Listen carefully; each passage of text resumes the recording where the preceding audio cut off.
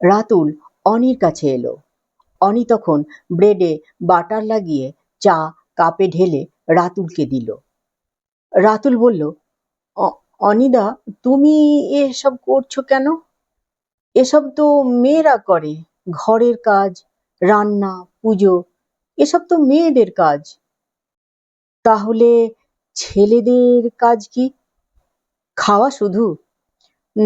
না না অনিদা, আমি তা বলতে চাইনি। তবে কি বলতে চেয়েছিস?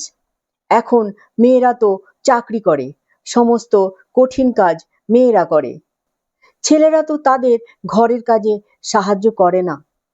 যারা করেন তারা মহানুভব, যারা করে না তারাই অমানুষ। যেমন তুই একটা জলজ্যান্ত উদাহরণ।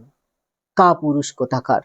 বাইরে আড্ডা দিয়ে বেড়াস, একা হাতে সীমাদি সমস্ত কাজ করে। তুই একটা পাষণ্ড, কেবল অন্ন ধ্বংস করছিস। লজ্জা করে না রে তোর? পরের দিন সকালে রাতুল উঠে মুখ ধুয়ে বাবা, দিদি আর তার নিজের জন্য চা বানিয়ে সকলকে ডাকে। শ্রীমা খুব অবাক হয় ভাইকে দেখে।